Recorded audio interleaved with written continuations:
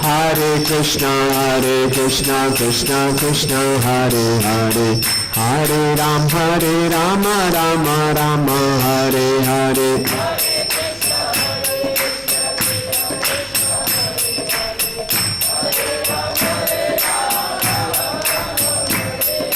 Hare Krishna, Krishna Krishna, Hare Hare, Hare Rama, Rama Rama, Hare Hare.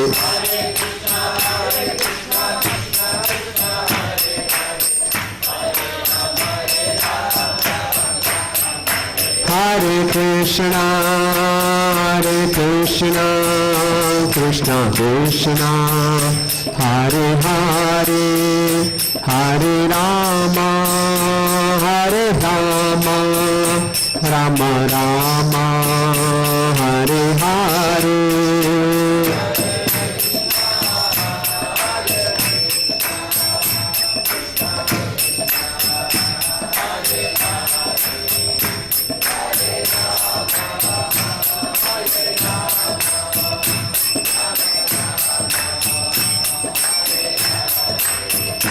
Hare Krishna, Krishna Krishna, Hare Hare, Hare Rama, Rama Rama, Hare Hare.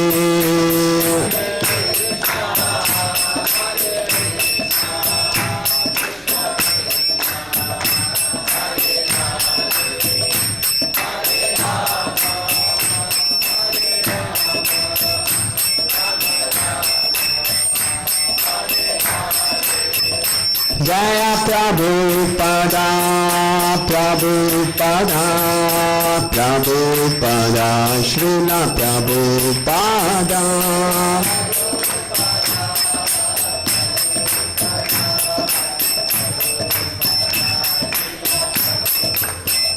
Nittai Gaur Hari Gaur, Hari Gaur, Hari Gaur, Hari Gaur.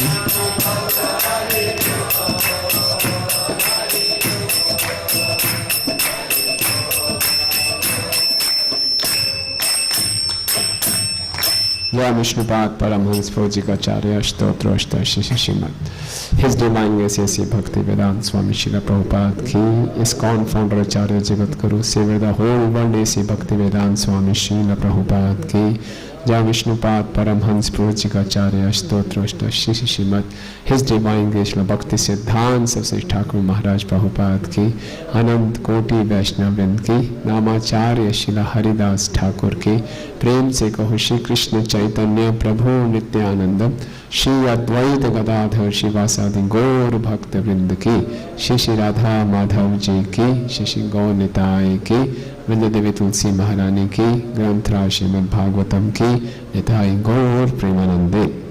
All glories to the assembled devotees, all glories to the assembled devotees, all glories to the assembled devotees, all glories to Shri Shri Guru and Gauranga. All glories to Srila Prabhupada ki jai.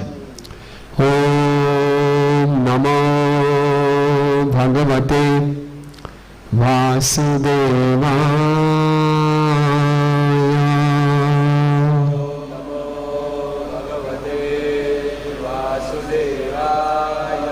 Om Namo Bhagavate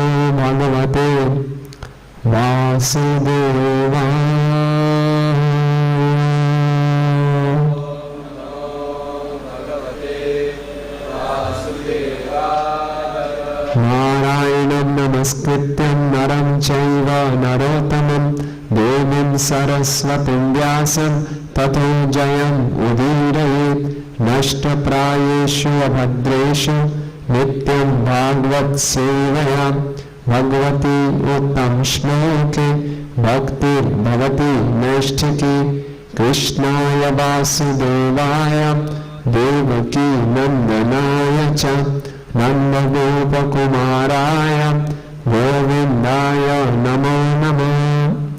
ग्रंथ श्रीमद् भागवतम 5वां स्कंद पहला अध्याय। अध्याय का नाम है महाराज प्रियव्रत का चरित्र, श्लोक संख्या 10। क्योंकि गद्य के रूप में है तो सीधा हम शब्दार्थ अनुवाद और तात्पर्य पढ़ेंगे। शब्दार्थ अनुवाद एवं तात्पर्य श्रील प्रभुपाद जी के द्वारा। श्रील प्रभुपाद की जय। भगवान ब्रह्मा अपि भी भारत, हे राजा परीक्षित, तत् उनके द्वारा उपनीत आगे लाई गई अर्हणा पूजन सामग्री सुप्त वैदिक शिष्टाचार के अनुसार वाक्येना वाणी से अतितराम अत्यधिक उदित प्रशंसित गुणगण गुण समूह अवतार नीचे उतरने के कारण सुजया जिसकी कीर्ति प्रियव्रतम प्रियव्रत को आदि पुरुष तम उनको सदया दयापूर्वक हंसते हुए अवलोकः जिनकी दृष्टि इति इस प्रकार हा निश्चय ही उवाच कहा। हे राजा परीक्षित, चूंकि ब्रह्मा सत्यलोक से भूलोक में उतर चुके थे, अतः श्री नारद मुनि राजकुमार प्रियव्रत तथा स्वयंभू मनु ने आगे बढ़कर पूजन सामग्री अर्पित की और वैदिक विधि के अनुसार अत्यंत शिष्ट वाणी से उनकी प्रशंसा की। तब इस ब्रह्मांड के प्रथम पुरुष ब्रह्मा राजकुमार प्रियव्रत पर सदैव मंद मुस्कान युक्त दृष्टि डालते हुए उनसे इस प्रकार बोले। तात्पर्य: राजकुमार प्रियव्रत से भेंट करने के लिए ब्रह्मा सत्यलोक से नीचे उतरे, जिससे यह सूचित होता है कि विषय अत्यंत गंभीर था। श्री नारद मुनि राजकुमार प्रियव्रत को आध्यात्मिक जीवन, ज्ञान, त्याग तथा भक्ति के मूल्य का उपदेश देने के लिए पधारे थे और ब्रह्मा ये जानते थे कि श्री नारद मुनि के उपदेश अत्यंत प्रभावशाली होते हैं।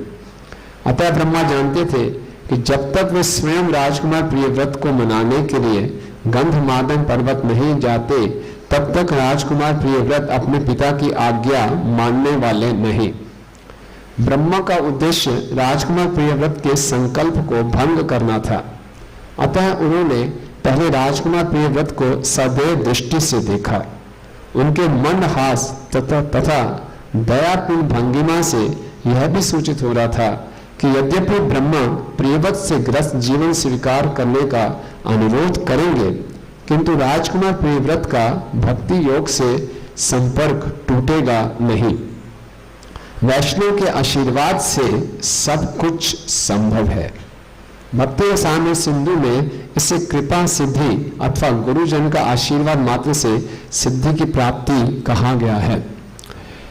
यदि शास्त्रों में उल्लिखित अनुष्ठानों का पालन किया जाए तो जीव प्रायः मुक्त और सिद्ध बन जाता है।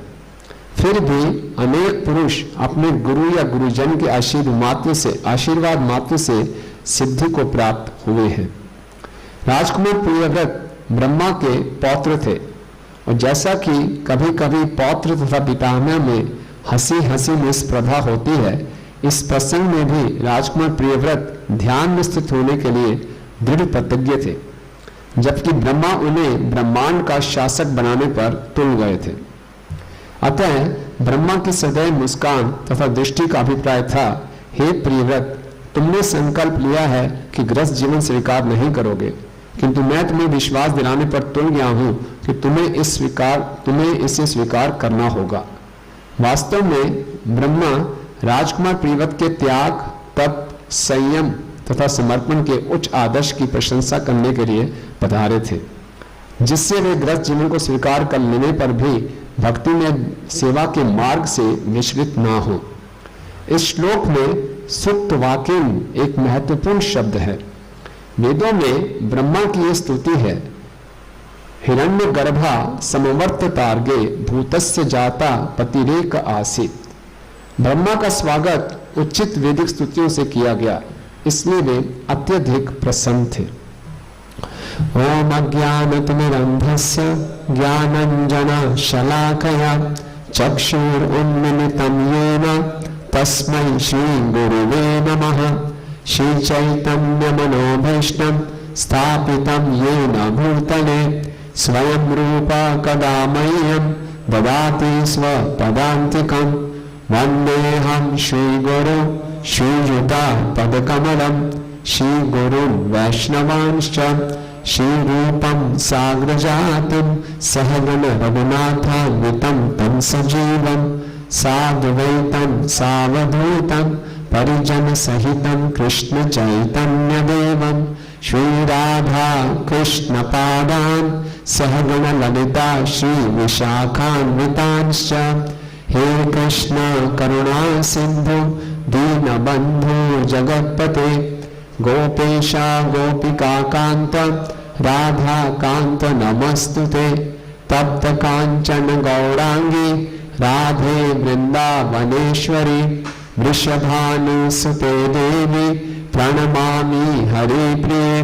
वाञ्छा कल्पतरुभ्यश्च कृपा सिन्धुभ्यैव च पतितानां पावनेभ्यो वैष्णवेभ्यो नमो नमः। जय श्री कृष्ण चैतन्य प्रभु नित्यानंद श्री अद्वैत गदाधर श्रीवासादि गौर भक्त वृंद। हरे कृष्ण कृष्ण कृष्ण हरे हरे हरे राम राम राम हरे हरे।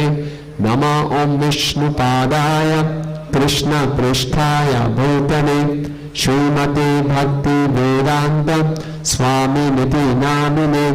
नमस्ते सारस्वते देवे गौरवाणी प्रचारिणे निर्विशेष शून्यवादी पाश्चात्य देश तारिणे।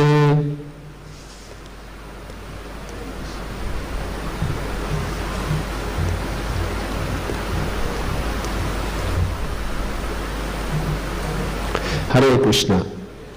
तो आज सब भक्तों का हार्दिक स्वागत है।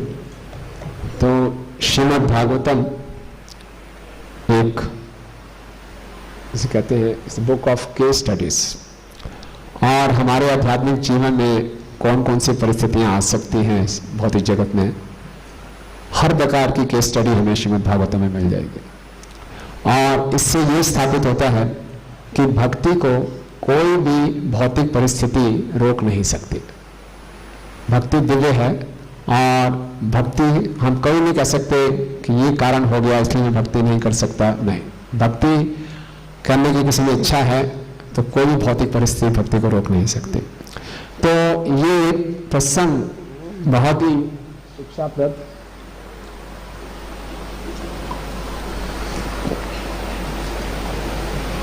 क्योंकि स्कंद के अंत में हमने देखा कि नारद मुनि ने प्रचेताओं को उपदेश दिया, और प्रचेता ने बहुत तपस्या की थी, और उनका विवाह हुआ था 10 भाई की एक ही पत्नी थी मरीषा, और उनसे उनको एक पुत्र की उत्पत्ति हुई थी जिसका नाम था दक्ष।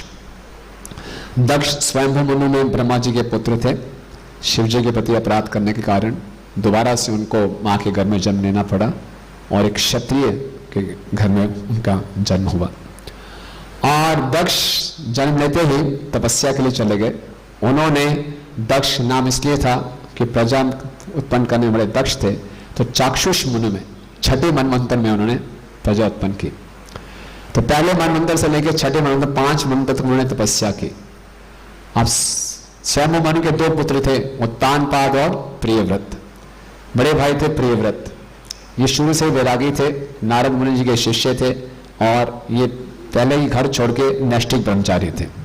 उत्तानपाद गृहस्थ आश्रम में गए, उत्तानपाद के पुत्र हुए ध्रुव, फिर उसके बाद पूरी पृथु महाराज और फिर प्रचेतस, ये सारी परंपरा चली आगे।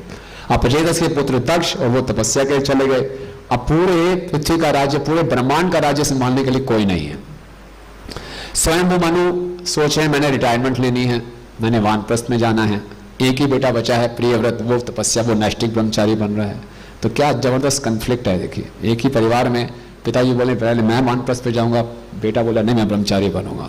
क्या परिवार है आजकल, ऐसा हो जाए तो कितना मतलब कि त्याग की भावना है कि दोनों चाहते नहीं इस भौतिक जगत से छुटकारा चाहिए। तो पिताजी बोले मेरा भी अर्जेंट केस है, मैं कब तक वेट करूंगा, मुझे जाना है वानप्रस्थ में। और बेटा बोल रहा है मेरे को नारद मुनि ने पूरा अच्छे ढंग से समझा दिया, संसार में कुछ नहीं रखा, मैंने नैष्टिक ब्रह्मचारी बनना है। और अब ये दोनों ही घर छोड़ने को तैयार हैं, वो पूरे ब्रह्मांड को संभालने कोई राजा ही नहीं है। बड़ी विकट प्रॉब्लम है ना। तो ये सारी की सारी समस्या पे डिस्कशन हो रही है गंधमादन पर्वत पे, जहाँ के प्रियव्रत बैठे हैं आराम से तपस्या कर रहे हैं। नारद मुनि जिनको और उनकी भक्ति को प्रगाढ़ कर रहे हैं, त्याग की भावना, वैराग्य, भक्ति का संदेश दे रहे हैं। उनके पिताजी कह रहे हैं बेटा चलो ब्रह्मांड को संभाल लो, बोले मैं नहीं संभालूंगा। तो बड़ी समस्या जबरदस्त है। तो ऐसे में फिर ब्रह्मा जी को उतरना पड़ा, ये समस्या बड़ी गंभीर है। ब्रह्मा जी सत्य लोक से नीचे आ रहे हैं भू लोक में। जब ब्रह्मा जी आ रहे हैं इसका मतलब प्रॉब्लम बहुत सीरियस है, क्योंकि अगर पूरे ब्रह्मांड में कोई राजा ही नहीं होगा तो अराजकता फैल जाएगी। और जो भगवान का मिशन है कि संसार में लोग वर्णाश्रम धर्म का पालन करें, वर्णाश्रम धर्म का पालन करके इस संसार से मुक्त हो जाएं, भगवत धाम वापिस जा सकेंगे, पूरा मिशन अस्त व्यस्त हो जाएगा। तो ब्रह्मा जी को चिंता है मिशन की। और प्रियव्रत मुनि का अपना, उसका भी नारद मुनि का भी अपना मिशन है कि जितने बद जीव है उनको सीधा निवृत्ति मार्ग से भगवत धाम ले जाऊं। और देखा जाए तो सब भगवान के मिशन में सेवा कर रहे हैं। तो कई बार एक ही मिशन में अलग अलग भक्त सेवा कर रहे होते हैं, थोड़ा सा कंफ्लिक्ट हो जाते हैं। हर कोई अपने जगह पे ठीक है, तो कैसे किया जाए। तो ब्रह्मा जी को उतरना पड़ा। तो जब ब्रह्मा जब नीचे उतर रहे हैं तो उनका बहुत स्वागत किया गया। पिछले श्लोक में आया कि जब वो ब्रह्मा जी के लोग सबसे ऊपर लोक है, जैसे जैसे वो नीचे के लोगों में आ रहे हैं, गंधर्व लोग, सिद्ध लोग, सब ने उनका बहुत स्वागत किया। और यहाँ पर भी हालांकि डिस्कशन चल रही है, एक तरफ सर्विस अथॉरिटी है स्वयंभू मनु, एक तरफ स्पिरिचुअल अथॉरिटी है नारद मुनि, बीच में है प्रियव्रत। हो जाता है सर्विस अथॉरिटी बोली चलो सेवा करो, स्पिरिचुअल अथॉरिटी बोले नहीं बेटा अच्छे ढंग में शास्त्रों का अध्ययन करो, जप बढ़ाओ। तो क्या करें समझ नहीं आ रहा। और उनका इंक्लिनेशन कहाँ था प्रियव्रत का? नारद मुनि की तरफ। तो इस समय नारद मुनि का पलड़ा भारी था।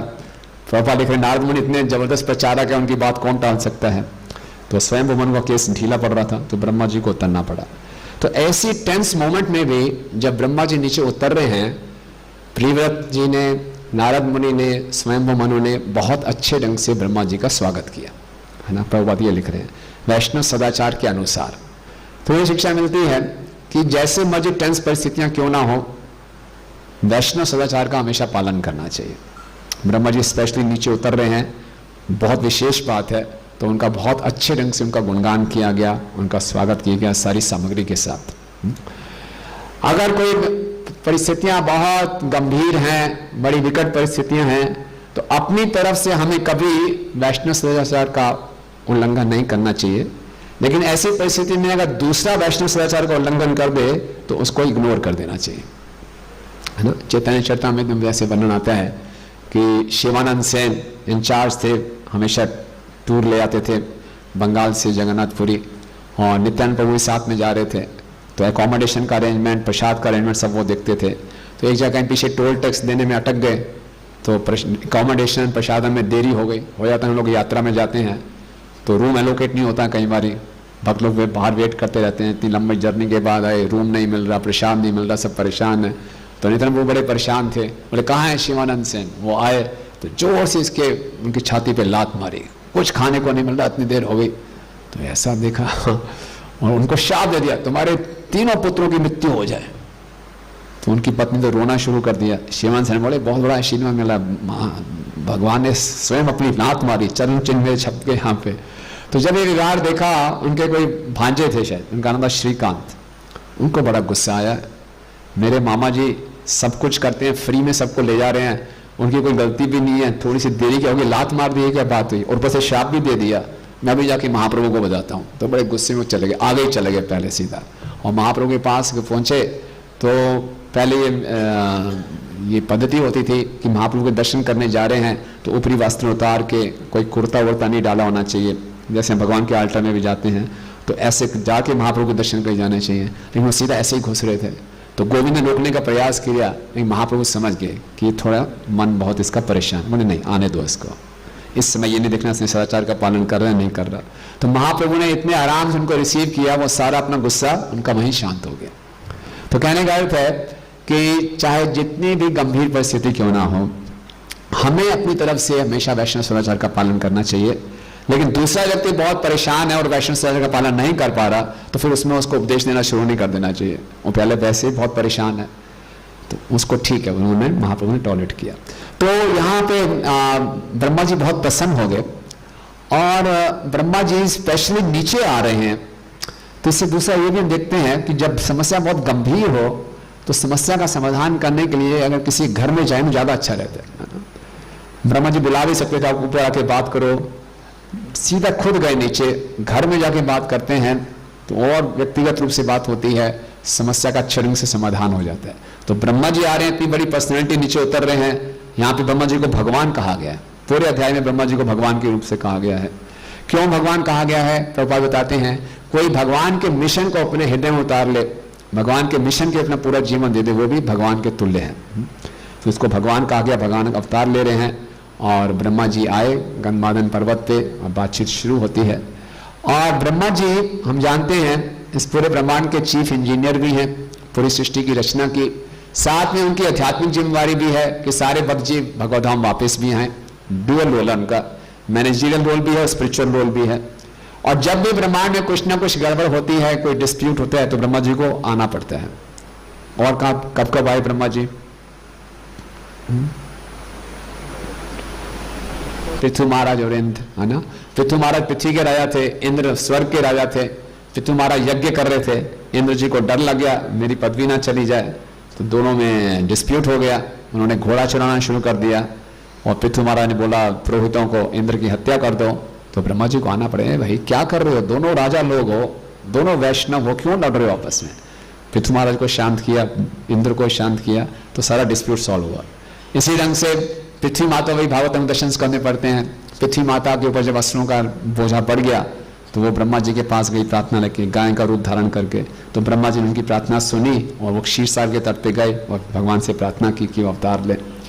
तो ये ब्रह्मा जी की ड्यूटी है ना, कि ब्रह्मा जी जब भी कोई सृष्टि में अनबन हो रही है, धर्म की हानि हो रही है, तो ब्रह्मा जी आते हैं, उसको सॉर्ट आउट करते हैं। और ब्रह्मा जी ने यहाँ पर देखा कि यहाँ पर लिख रहे हैं, मुस्कुरा भी रहे हैं और करुणा भी दिखा रहे हैं। तो मुस्कुरा क्यों रहे हैं?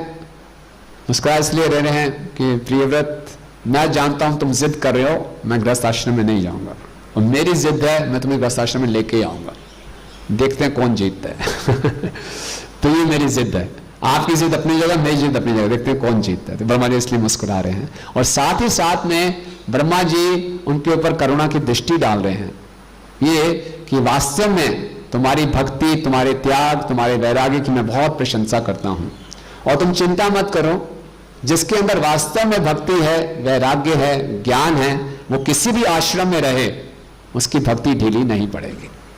तो तुम चिंता मत करो, हालांकि तुम गृहस्थ आश्रम में जाओगे लेकिन तुम्हारी भक्ति पे इस पे कोई भी गलत प्रभाव नहीं पड़ेगा, क्योंकि तुम्हारे अंदर वास्तव में वैराग्य है, ज्ञान है और भक्ति है। जय श्री श्री राधा माधव जी की जय, श्री गौ नेताय की जय। तो ये मालूम चलता, श्रील प्रभुपाद कहते हैं कि गृहस्थ आश्रम में जाके भी प्रियव्रत जी भक्ति से गिरे नहीं, ये केवल कृपा से ही संभव हो पाया।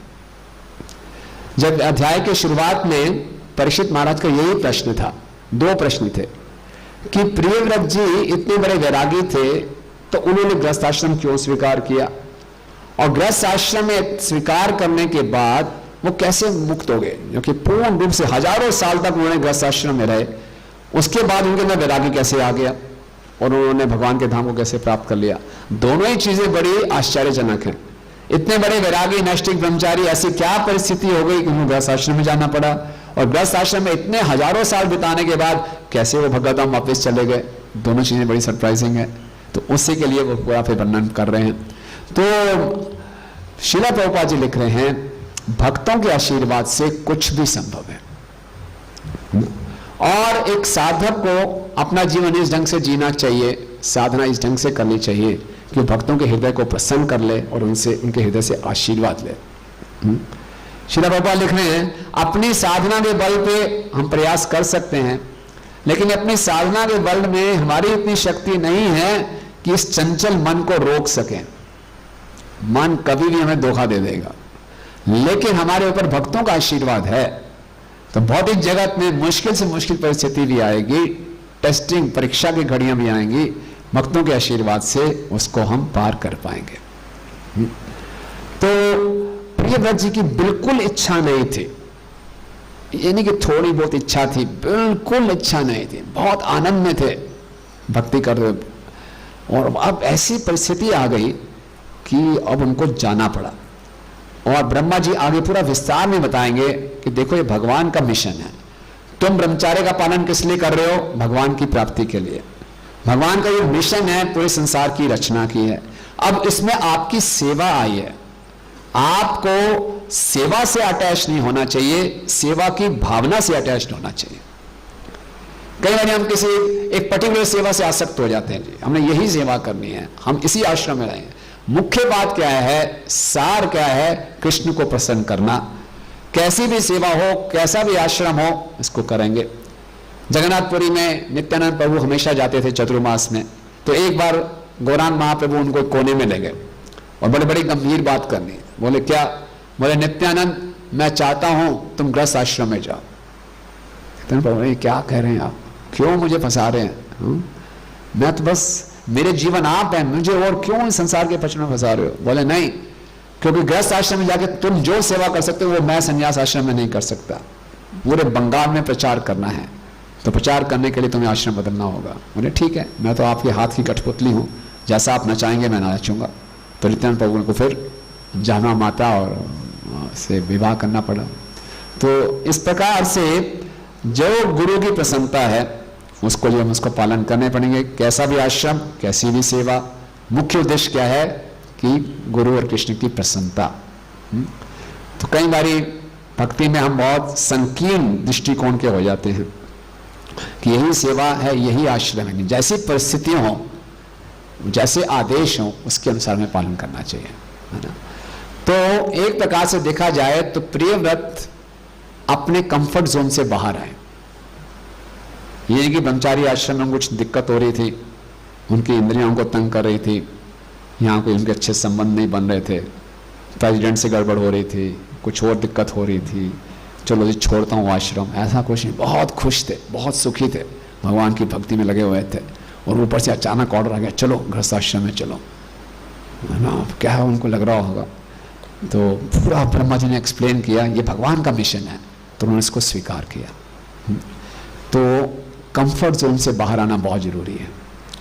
भक्ति करते करते बद्ध जीव की आदत क्या होती है, जहां भी वो बैठा वो सेटल हो जाता है, वो हिलना नहीं चाहता, मैं यहीं पे खुश हूं। तो गुरु उसको हिलाते हैं, बेटा आगे बढ़ो, धक्का मारना पड़ता है। तभी इस आंदोलन को पुशिंग मूवमेंट कहा गया है ना।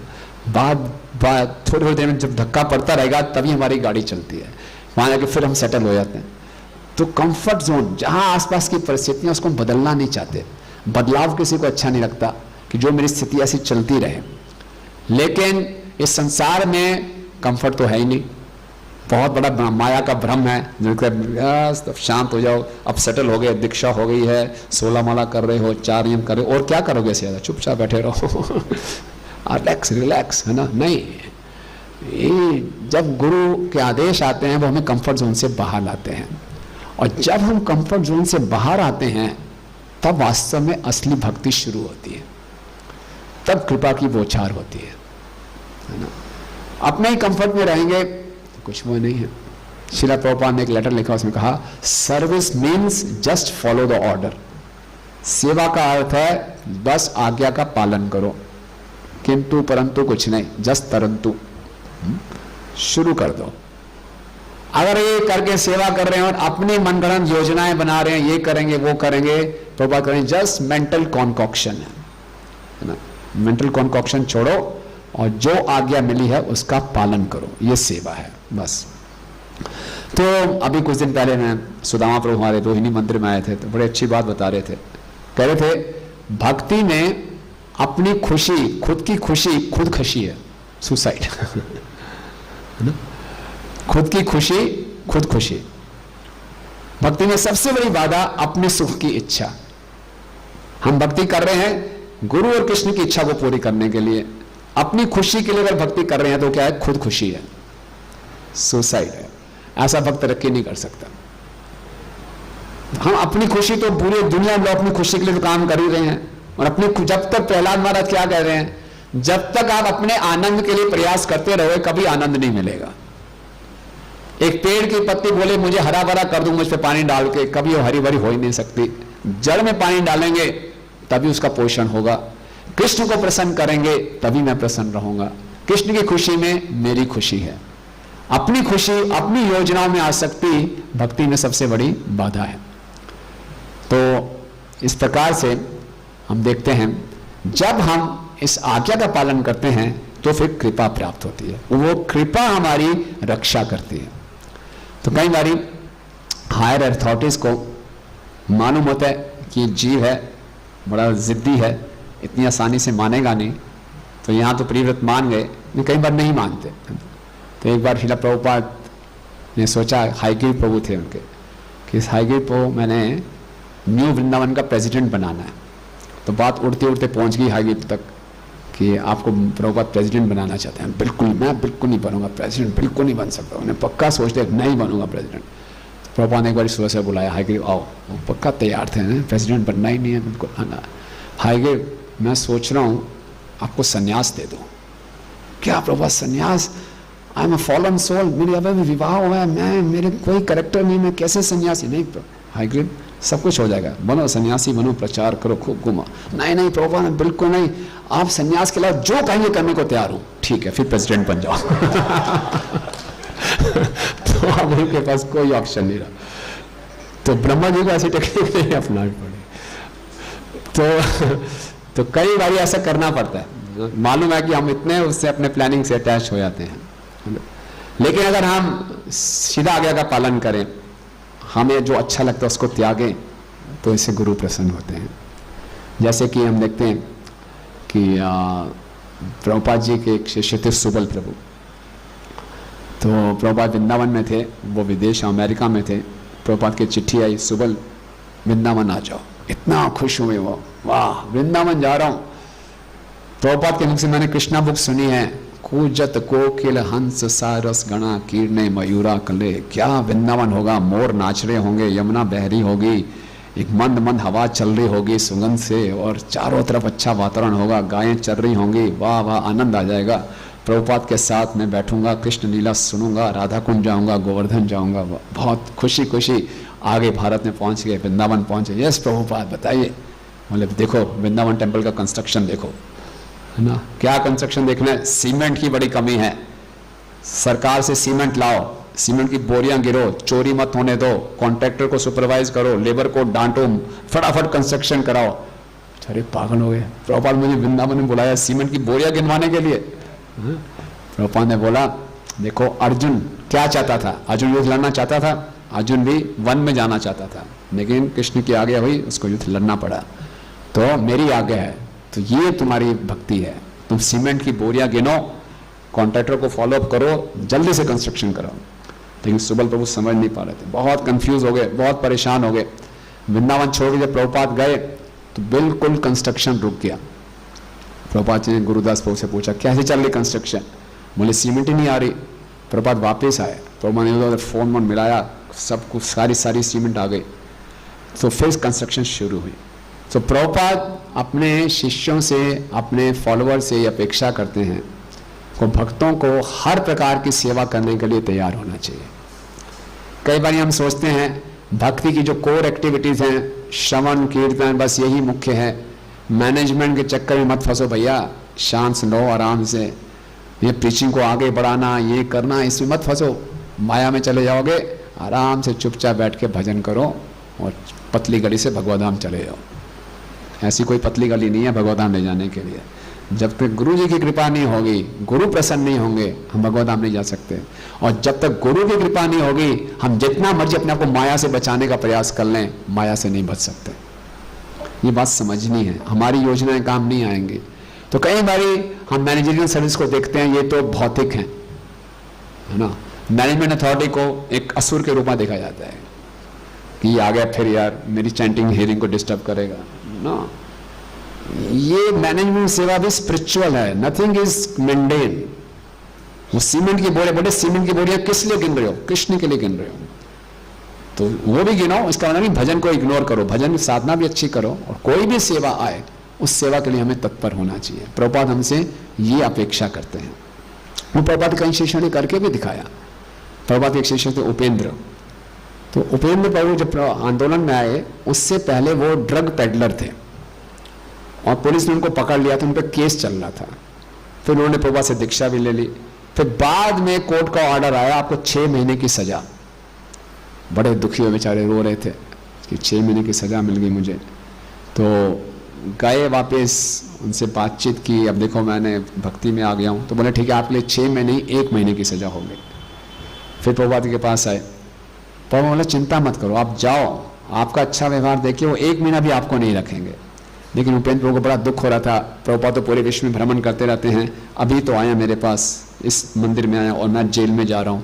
प्रभुपाद ने बोला कोई बात नहीं, मतलब कि चैंटिंग करो, पूरा प्रोग्राम फॉलो करना।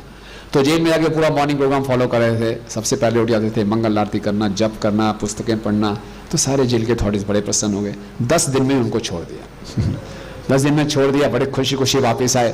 प्रभुपाद ने आपके लिए कुकिंग करूंगा, कुकिंग करना शुरू किया। 2 दिन कुकिंग की, अमेरिका से एक चिट्ठी आ गई प्रभुपाद जी के पास कि हम ऑस्ट्रेलिया में एक नया सेंटर खोल रहे हैं, एक बड़े परिपक्व भक्त की जरूरत है, तो उपेंद्र को भेज दो। तो बोला उपेंद्र जाओ ऑस्ट्रेलिया। अरे प्रभुपाद अभी तो आपकी सेवा का मौका मिला, पहले जेल में चला गया, अब थोड़े 2 दिन तो कुकिंग की है। नहीं, मिशन की क्या रिक्वायरमेंट है, जाओ ऑस्ट्रेलिया। तो ऑस्ट्रेलिया गए। तो ये स्पिरिट प्रभुपाद हमसे चाहते हैं, है ना। रूप गोस्वामी अपना सब कुछ छोड़कर आ गए, चैतन्य महाप्रभु की शरण ली। चैतन्य महाप्रभु उनको शिक्षा दी 10 दिन। महाप्रभु जगन्नाथपुरी जा रहे थे, रूप गोस्वामी पीछे पीछे जाना चाहते, नहीं अब शिक्षा दे दिए, नाउ गो वृंदावन में जाओ, मिशन पे आ जाओ। तो जो गुरु हैं हमें वो मिशन की सेवा में लगाते हैं, और वही मिशन की सेवा सर्वोपरि है। ब्रह्मा जी यहाँ प्रियव्रत को मिशन की सेवा में लगा रहे हैं। ब्रह्मा जी अगले श्लोक में बोलेंगे मैं आपसे द्वेष नहीं करता, मुझे आपकी भक्ति से कोई प्रॉब्लम नहीं है, लेकिन अब मिशन की रिक्वायरमेंट है, भगवान का ये मिशन है, उसमें ये आवश्यकता है, तो आपको उस आवश्यकता को पूरा करना। जहां आवश्यकता ज्यादा है वहां जाके हम सेवा देते हैं, तो उससे हमारे जो वरिष्ठ हैं ज्यादा प्रसन्न होते हैं, है ना। तो इस प्रकार से प्रभुपाद जी ने एक बार कहा कि कोई भी व्यक्ति अगर जाके जापान में प्रचार शुरू करेगा, मैं उसको आशीर्वाद देता हूं कि वो भगवधाम जाएगा। तो सुदामा महाराज थे, उन्होंने इस चुनौती को स्वीकार किया। जब जापान में गए कुछ खाने को भी नहीं था, सब मांस मिलता था, भूखे रहे, परेशान रहे, बहुत संघर्ष किया, जापान में प्रीचिंग शुरू की। प्रभुपाद के तिरुभाव के बाद वो कृष्णा कॉन्शियसनेस से थोड़ा दूर चले गए, है ना, भक्तों के संग से भी दूर चले गए और बाहर की जगत में फंस गए। लेकिन शरीर छोड़ने से पहले कुछ ऐसा चमत्कार हुआ, फिर से वो भक्तों के संग में आ गए। और जब वो शरीर छोड़ने लगे, तो शरीर छोड़ते हुए उनको प्रभुपाद जी के दर्शन हुए, और जोर से चिल्लाए Prabhupada you come to save me, और तब उन्होंने शरीर छोड़ा। सब प्रभुपाद का जो वचन था कि जो जापान में प्रीचिंग करेगा वो भगवधाम जाएगा, हालांकि बीच में दिखने में ऐसा लगा उनका पतन भी हो गया, लेकिन प्रभुपाद ने उनकी रक्षा की। तो ये समझने की बात है कि गुरु और वरिष्ठ भक्तों की कृपा ही हमारा सुरक्षा कवच है, और हमें भक्ति इस ढंग से करनी है कि उनके आशीर्वाद को आकर्षित करें। ये भक्ति में हमारे अंदर ये निर्विशेषवाद होता है, नहीं मैं अकेले से चला जाऊंगा भगवत धाम। जो निराकारवादी होते हैं वो कृपा पर निर्भर नहीं रहते, वो अपने प्रयासों पर निर्भर रहते हैं। खूब मेहनत करेंगे, खूब तपस्या करेंगे, तो हमारे अपने भगवान को तपस्या से नहीं पा सकते, भक्तिया माम अभी जानाति। और भक्ति का क्या अर्थ है? यस्य प्रसादात भगवत प्रसादो, यस्य प्रसादात ना गति कुतोपि। जब हम प्रमाणिक गुरु के संपर्क में आ ही गए हैं, उनकी शरण ले ली है, तो हमें अपने मन को यह समझाना चाहिए, जैसे उनके आदेश होंगे, अपने कंफर्ट को नहीं देखना, हमें बस जो आदेश मिले उस सेवा को करने के लिए तत्पर रहना है। यही हमें कृपा दिलाएगा और यही हमें भगवत धाम ले जाएगा, है ना। इसी प्रकार से हम देखते हैं आध्यात्मिक जीवन में हम अपनी सेवा को लेकर बहुत सी योजनाएं बना लेते हैं, और योजना बनाना गलत नहीं है। प्रभुपाद चाहते हैं कि हर भक्त इंडिपेंडेंटली थॉटफुल हो, अपनी सेवा को कैसे आगे बढ़ाना खूब सोचना चाहिए। इसी ढंग से परम पूज्य तमालचंद गोस्वामी महाराज ने राधा दामोदर पार्टी 15 बसें पूरे अमेरिका में चला दी, धड़ाधड़ प्रचार हो रहा है, और इतने भक्त बन गए। और हर मंदिर में वो जाते थे तो अक्सर उस समय मंदिर के जो अध्यक्ष होते थे वो ग्रस्त होते थे, तो ब्रह्मचारी को बोलते थे क्या ग्रस्तों के नीचे आप सेवा करोगे, माया में फंस जाओगे, चलो हमारे यहाँ आनंद ही आनंद है, संकीर्तन यही कलयुग का धर्म है, ये क्या मैनेजमेंट की सेवा में पड़े, चलो। तो सारा मंदिर खाली हो जाता था, जहाँ जाते थे ब्रह्मचारी उठा के आगे निकल जाते थे फिर आगे आते थे तो बड़ा डिस्प्यूट हो गया, सारे प्रेसिडेंट परेशान, मंदिर खाली हो रहा है और राधा दामोदर की बसें बढ़ती जा रही हैं, पुस्तकें बढ़ती जा रही हैं। बोले प्रभुपाद को यही पसंद है, प्रभुपाद की फेवरेट सेवा बुक डिस्ट्रीब्यूशन, चलो। तो बहुत कुछ हो गया। मायापुर में 1976 में सारे इकट्ठे हुए, जीबीसी की मीटिंग हुई, बड़ा डिस्प्यूट हो गया, ये सारे मंदिर खाली हो गए, राधा दामोदर की बस की पार्टी भरती जा रही है। प्रभुपाद को मालूम चला, प्रभुपाद बहुत गुस्सा आया, तो प्रभुपाद ने बुलाया तमालचंद गोस्वामी महाराज को कि ये क्या हो रहा है। प्रभुपाद, व्हाट यू वांट, क्या करूं, you want me to go to China, आप क्या सोचते हैं सब छोड़ के चाइना चला जाऊं? ऐसा करके चले गए। तो उसके बाद पल बाद सब कुछ सुना किया, बाद में अगले दिन सुबह फिर बुलाया, Tamalkrishna I think you should go to China. China? Prabhupada I was joking Prabhupada तिलक लगा रहे थे उनके, प्रभुपाद कांपने लगे गुस्से में, और वैष्णव नेवर जोक्स, ना, जाओ चाइना। बड़े परेशान हो गए प्रभुपाद, अच्छा चाइना में पिचिंग शुरू करना है ना, अभी मेरी कुछ योजनाएं हैं, और बसें लानी है, एक गुरु कृपा स्वामी चले जाएंगे, ये चले जाएंगे, वो भी आ गए, हाँ प्रभुपाद हम चले जाते हैं चाइना, इनको यहीं जाने दो, सारी राधा पार्टी कोलैप्स हो जाएगी। No, only you should go to China. अब सारी की सारी उनकी योजनाएं ऐसी रह गई, बड़े परेशान हो गए, एकदम सोचने लगे क्या करूं। प्रभुपाद जब इतनी गंभीरता से बोल रहे थे, बोले okay Prabhupada I will go to China. सारी अपनी योजनाएं एक साइड रखी, क्या प्रभुपाद को प्रसन्न करेगा उसको लिया, और चाइना में जाके तमालचंद महाराज ने इतना संघर्ष किया, महाराज देखिए चाइना में कितने भक्त हैं, है ना। तो इसलिए ये बातें हमें बहुत से हमारे पास उदाहरण हैं कि ये हमें समझाने के लिए कि भक्ति सरल व्यक्ति के लिए सरल है, जटिल व्यक्ति के लिए बहुत जटिल है ना। सरल रहेंगे, जो आगे मिल लिया उसको पालन करना है, अपनी क्या प्रायोरिटीज़ हैं, अपनी क्या योजना है, अपनी योजनाएं हम बता सकते हैं, लेकिन उसके बाद नहीं ऐसे यही करना है तो फिर वही करें, और बड़े हृदय से करें। और कई बार हमारा हृदय नहीं भी हो रहा तब भी करते रहें, है ना, तब भी करते रहें, क्योंकि हम अपने नेचर के अगेंस्ट जा रहे हैं, जो हमारा स्वभाव है उसके विपरीत में जाके हमें सेवा कर रहे हैं, तो भगवान देख रहे हैं। ये सबसे बड़ा सेक्रीफाइस है, अपने मत को त्यागना ये सबसे बड़ा सेक्रीफाइस है, क्योंकि हम अपने ओपिनियन से, अपनी योजनाओं से, अपने स्वभाव से बहुत आसक्त हो जाते हैं, बोलते यही चलेगा, तो उसको त्याग कर सेवा करना ये वास्तव में यज्ञ है। तो प्राचीन गोपाल कृष्ण स्वामी महाराज भी अपने लेक्चर में बताते हैं कि comfort zone for a devotee is like a coffin. Coffin जानते हैं आप, जिसमें शव को रखा जाता है, जमीन में गाड़ा जाता है, तो वो शव कोफिन के अंदर बड़ा कंफर्टेबल है ना, कोई दिक्कत ही नहीं है, आराम से नीचे पड़ा है। तो कोई भक्त कंफर्ट जोन में रहना चाहता है, it's like a for him it's like a coffin, भक्ति का वो गला घोंट रहा है एक प्रकार से। तो प्रियव्रत महाराज की जो पत्नी थी वो बहिष्मति, बहुत सुंदर थी, और आगे जाके हम पढ़ेंगे जब उनके सन का विवाह हुआ और अग्नि के वो फेरे काट रहे थे, तो अग्निदेव उनकी सुंदरता से आकर्षित हो गए। होगा आज के विवाह में ऐसा, इतनी सुंदर, सभी देवतागण ऊपर से देख रहे हैं, इतनी स्वर्ग में इतनी कोई सुंदर अप्सरा नहीं है। और आगे जाके हम देखेंगे ऐसा लगेगा कि जैसे प्रियव्रत भी अपने पत्नी से बहुत आसक्त हो गए, और हजारों हजारों साल उन्होंने गृहस्थ आश्रम में रहे और बहुत बड़े बड़े काम किए। क्या काम किए? एक अलग सूर्य की रचना कर दी उन्होंने, 7 द्वीप और 7 समुद्रों की रचना कर दी अपने रथ के पहिए से। लेकिन इतना करने के बाद भी प्रियव्रत महाराज, आगे जाके पढ़ेंगे हम, बहुत शोक करते हैं। धिक्कार है मुझे कि मैं एक सुंदर पत्नी के हाथ का खिलौना बन गया और मैंने अपने आप को इस संसार के कार्य में इतना उलझा दिया कि नारद मुनि के संदेश में भूल गया। तुरंत वो अपने 10 पुत्र होते हैं, अपना राज्य देते हैं और फिर से वो भक्ति में लग जाते हैं और भगवान के धाम को जाते हैं।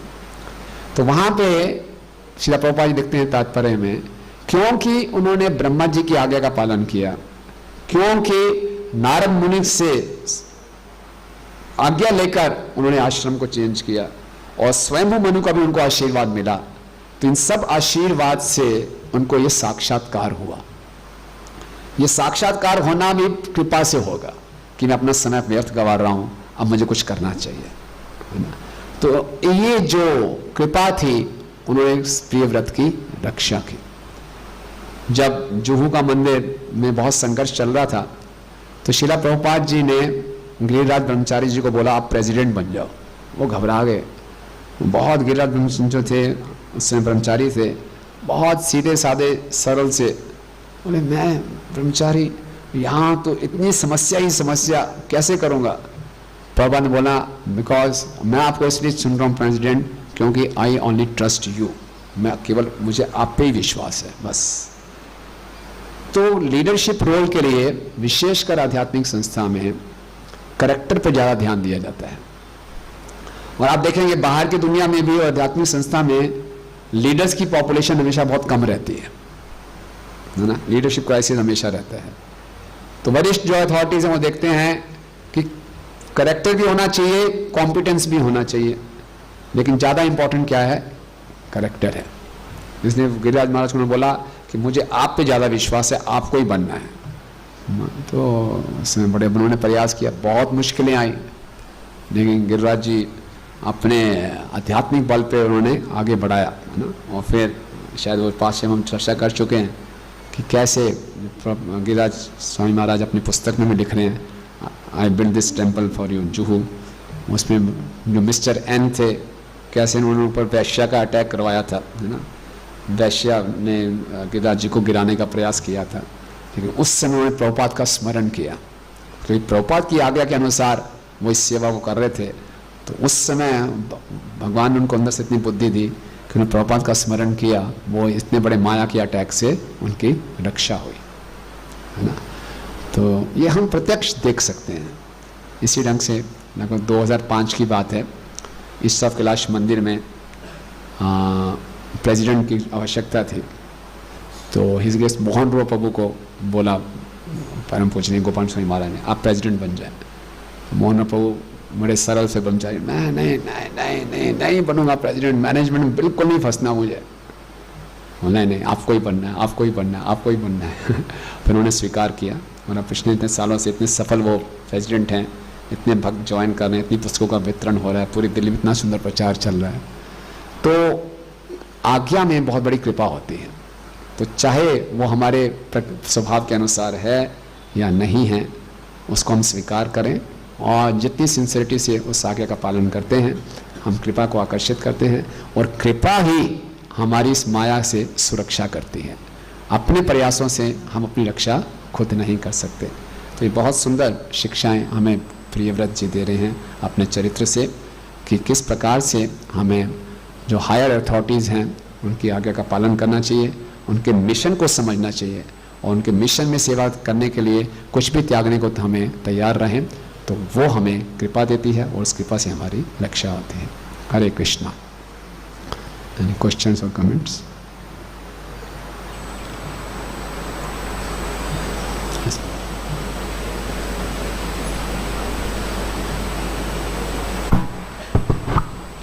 हरे कृष्ण प्रभु जी। प्रभु जी, मेरा क्वेश्चन है, आपने बताया था कि कृष्णा को सेटिस्फाई करने का हमारा मोटिव होना चाहिए, ना कि स्वयं की संतुष्टि। तो अगर कृष्णा को सेटिस्फाई कर रहे हैं स्वयं की संतुष्टि के मोटिव से, तो ये मूड भी गलत है क्या? कि कृष्ण को इसलिए संतुष्ट कर रहा हूँ कि मैं संतुष्ट हो जाऊं। चलो प्रारंभिक अवस्था में ये हमारे को इंस्पिरेशन दे रहा तो कोई दिक्कत नहीं है, लेकिन धीरे धीरे भक्तिविनोद ठाकुर क्या कह रहे हैं, आपकी सेवा करते हुए जो मुझे दुख भी मिल रहा है वो मेरा सबसे बड़ा सुख है ना। तो अगर ये भी हेतु रखेंगे मुझे अपनी खुशी चाहिए और कृष्ण की सेवा के लिए खुशी के लिए सेवा करेंगे और शुरू में हमें खुशी नहीं मिली तो हम छोड़ देंगे, है ना। अप्रतिहता नहीं होगी, नॉन स्टॉप भक्ति नहीं होगी, थोड़ी सी दिक्कत आएगी फिर हम छोड़ देंगे, है ना। चैंटिंग में अक्सर लोग यही तो कंप्लेन करते हैं, टेस्ट नहीं आ रहा प्रभु जी, है ना। हमें अपनी टेस्ट की ज़्यादा चिंता है, क्या कृष्ण की प्रसन्नता के लिए हम कर रहे हैं, क्या गुरु की प्रसन्नता के लिए हम चैंटिंग कर रहे हैं, नहीं, हमें टेस्ट आना चाहिए। टेस्ट नहीं आ रहा तो क्या करें, निपटाते हैं फिर ना। तो अपने टेस्ट के लिए चैंटिंग करना ये शुरुआत ही गलत है, वो कभी आएगा ही नहीं। तो जब कृष्ण को गुरु की आज्ञा मानते हुए गुरु की प्रसन्नता भी करेंगे तो टेस्ट आएगा।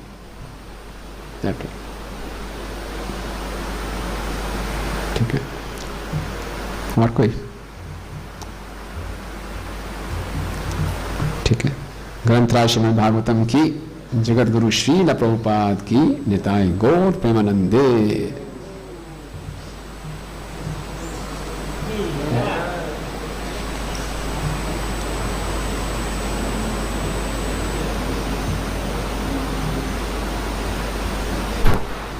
हरे कृष्णा। बहुत बहुत धन्यवाद प्रभु जी का, बहुत सुंदर क्लास दिया।